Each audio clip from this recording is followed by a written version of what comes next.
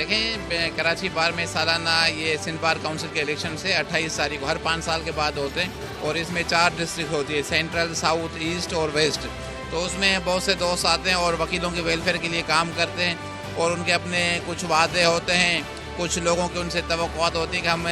Elect होने के बाद वकीलों की वेलफेयर करेंगे, वकीलों के लिए हॉस्पिटल बनाएंगे। तो इस एम के तहत हमारे दोस्त वहाँ आते हैं और सिंध बार में जो रूल्स की वायोलेशंस होती हैं वो उस पर काम करते हैं। तो इस बिना पे हमारे भी एक कैंडिडेट है जिसको हमने खड़ा किया, जिसका नाम है इनायतुल्लाह बुगटी साहब। तो इंशाल्लाह हमारा भी मैनिफेस्टो है कि हम वहाँ आके अपनी वकीलों की वेलफेयर के लिए काम करेंगे, उनके लिए मेडिकल्स करेंगे, उनके लिए जो हमारे पेनुअल फंड्स होते हैं वो कोशिश करेंगे कि एक वकील अगर रिटायर होता है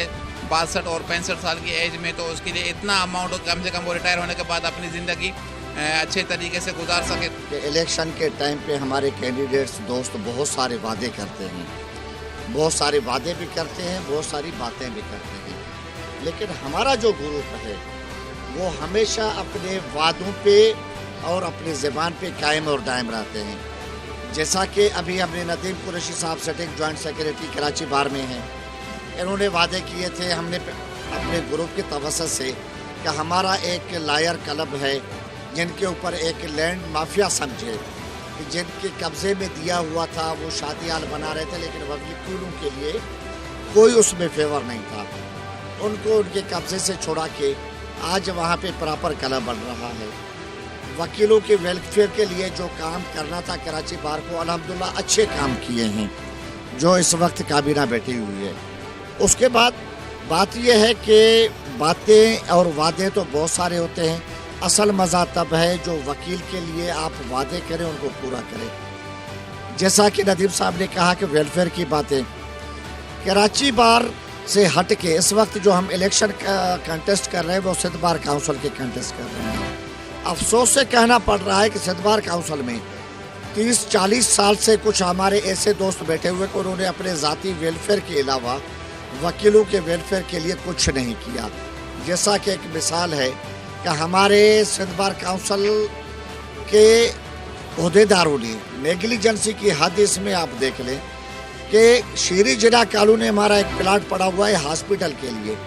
जो इस वक्त हमारे वकीलों को बहुत ज़्यादा तकलीफ़ है, उनकी फैमिली को। रिपीटर्स हैं, आज से पहले भी 15 सालों से 20 सालों से मतलब लगातार वो आते रहे, आज तक उन लोगों ने कुछ भी नहीं किया बार के लिए ना मेंबर्स के लिए, क्योंकि रिपीटर्स हैं वो अपने मुफाद के लिए आते हैं, मुफाद लेके चले जाते हैं। इसलिए हमारी यही यंगस्टर की कोशिश है कि नए से नए चेहरे आएँ, नए से नए बंदे आएँ जो आएँ और काम करें, किसी के लिए हमारे लिए काम करें, क्योंकि ये बार काउंसिल जो है वो हमारी मदर बार है।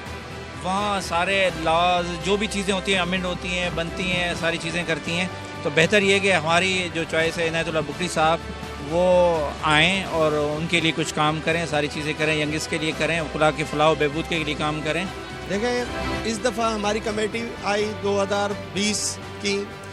आपके सामने है, वकला के सबके सामने है कि जो हमने एक रिकॉर्ड साज तरक्याती काम कराए हैं। आपके सामने यहाँ मिट्टी धूल होती थी, पूरे सिटी कोड में हम लोग